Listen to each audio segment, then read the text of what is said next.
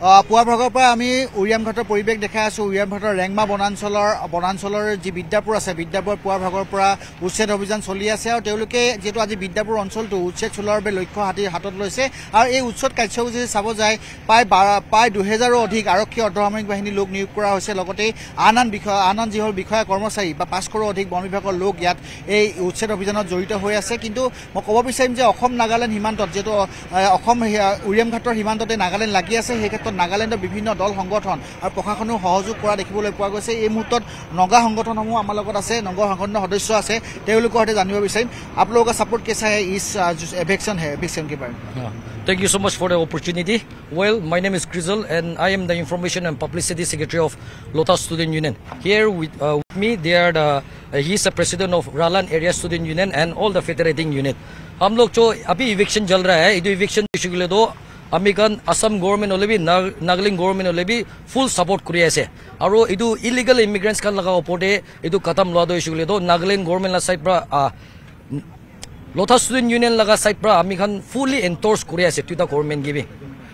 कुछ लोग यहाँ से नागालैंड में जा सकते हैं, उन लोगों के लिए वहाँ पे के लिए प्रोटेक्शन क्या है, मतलब वो नहीं घुस सकते, ऐसा क्या व्यवस्था किया है आप लोगों ने? See the question you are asking that is totally responsibility of the government at the end of the day. जो इधर से इविक्शन हो रहा है वो यादे पर इविक्शन हुई दगान दो नागालैंड दो नागालैंड गवर्नमेंट पर भी तो ILB डिमापुर चुमू न्यूलैंड दे 3टा डिस्ट्रिक्ट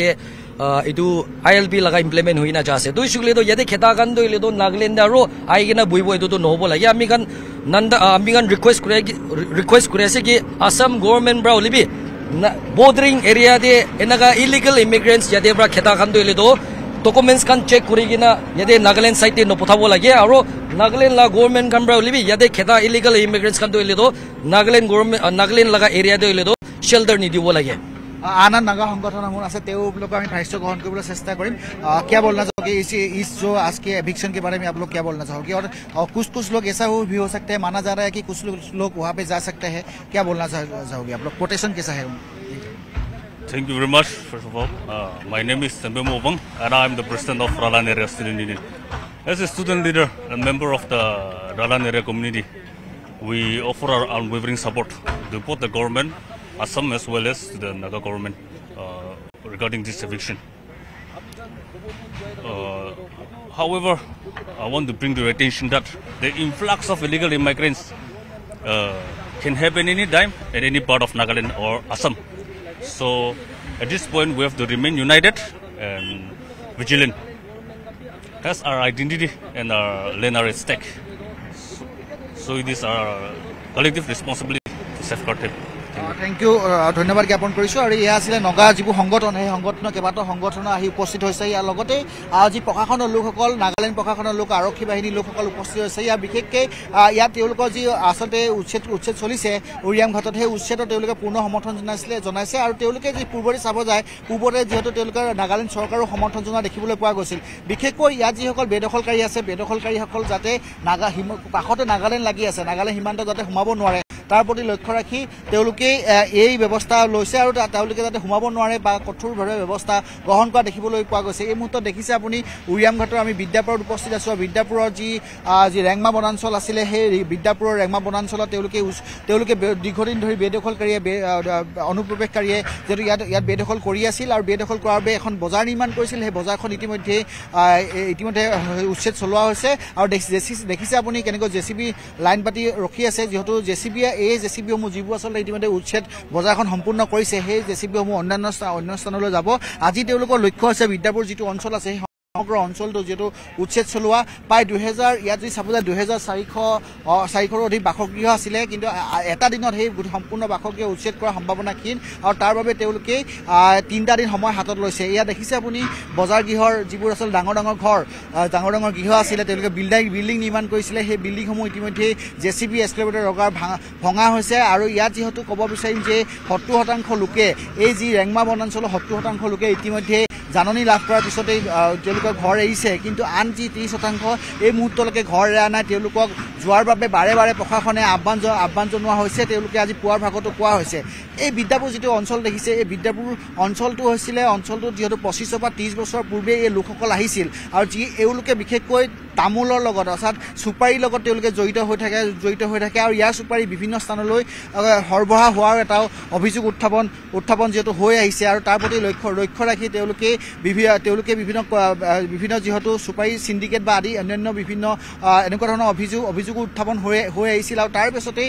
এই অভিযোগ উত্থাপন হোৱাৰ পিছতে বেদখল ৰেংমা বনাঞ্চল বেদখল কৰি থকাৰ বাবে প্ৰশাসনে উচ্ছেদ চলাইছে চৰকাৰে যিহেতু মুখ্যমন্ত্ৰী আহিছিল শুকুৰবাৰ দিনটোত মুখ্যমন্ত্ৰী অহাৰ পিছতে ইয়াত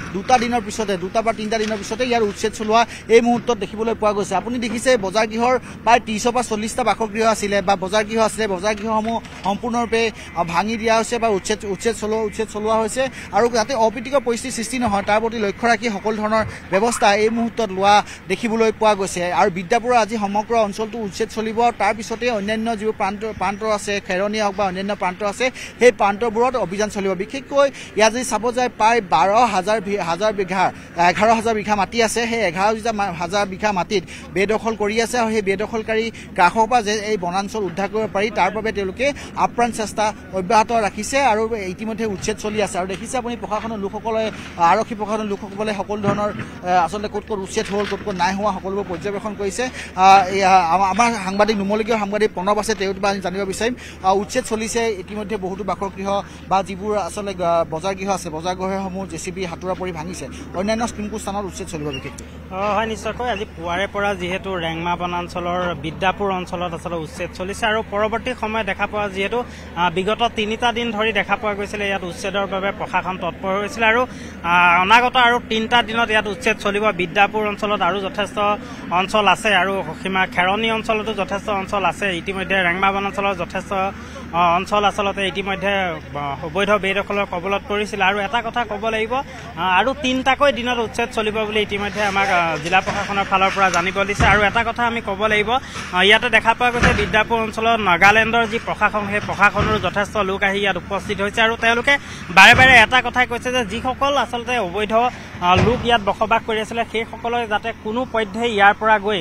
নাগালেণ্ডত আচলতে বাহৰ পাতিব নোৱাৰে তাৰ বাবেও তেওঁলোকে কটকটীয়া নিৰাপত্তা ব্যৱস্থা গঢ়ি তুলিছে আৰু তেওঁলোকে মনিটৰিঙৰ ব্যৱস্থা কৰিছে নাগালেণ্ড প্ৰশাসনে ইতিমধ্যে মনিটৰিঙৰ ব্যৱস্থা কৰিছে আৰু ইতিমধ্যে এই যি বিদ্যাপুৰ অঞ্চলত যি বজাৰ আছিলে সেই বজাৰ ইতিমধ্যে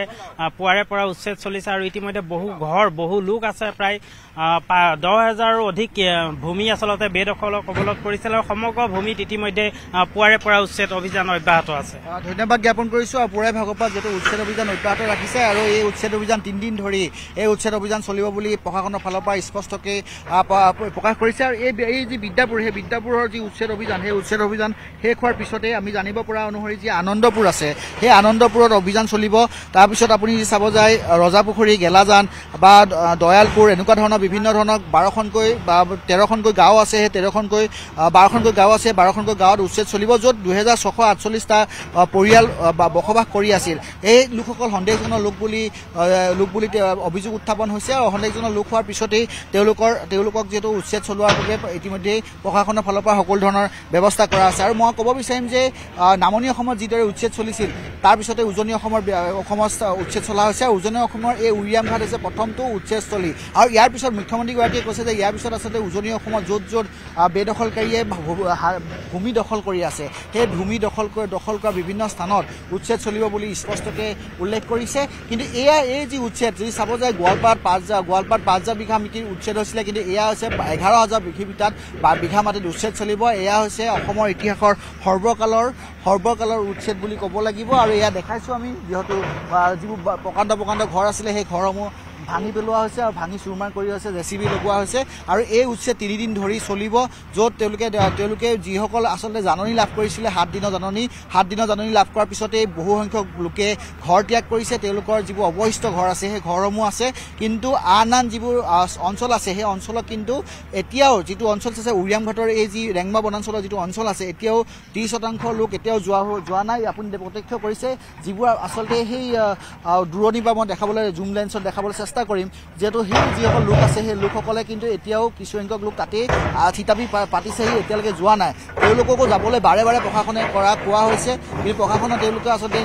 নিয়ম মনা নাই তেওঁলোকৰ এটাই অভিযোগ যে ইয়াৰ পৰা গ'লে তেওঁলোকে ক'ত যাব বা কি কৰিব এনেকুৱা ধৰণৰ অভিযোগ উত্থাপন হৈ আহিছে কিন্তু যেহেতু চৰকাৰে এই বেডখৰ মাটি বেদখল কৰাৰ থিৰাং কৰি লৈছে আৰু তাৰ বাবে তেওঁলোকে আজি হয়তো বিয়লি ভাগত যাব লাগিব অন্যথা তেওঁলোকে এই স্থানৰ আৰক্ষীয়ে নিজেই তেওঁলোকে অন্যান্য স্থানলৈ লৈ যাব যেহেতু জাননী দিয়া হৈছে জাননী সময়সীমা উকলিছে কিন্তু এই যি এই উচ্ছেদ কিন্তু সৰ্ববৃহৎ উচ্ছেদ বুলি ক'ব লাগিব তেওঁলোকে হাতত 3টা দিন লৈছে 3টা দিনত এই সম্পূৰ্ণ ৰেংমা যি বনাঞ্চল সেই বনাঞ্চলসমূহ বেদখলমুক্ত কৰাৰ মূল লক্ষ্য আৰু সেই লক্ষ্য আগত ৰাখি আজি উচ্ছেদ পুৱাৰ ভাগৰ পৰা 8 বজাৰ পৰা চলিছে আৰু ইতিমধ্যে চলি আছে বিয়লি ভাগলৈকে চলিব আৰু বিদ্যাপুৰৰ পিছত আনন্দপুৰত উচ্ছেদ অভিযান চলিব বুলি জানিব পৰা গৈছে আপুনি বিচৰা বাতৰি পাব কেৱল নিউজ 18 এপত নিউজ 18 এপ ডাউনলোড কৰিবলৈ স্ক্যান কৰক এই QR কোড গুগল প্লে ষ্টৰতো পাব এই নিউজ 18 এপ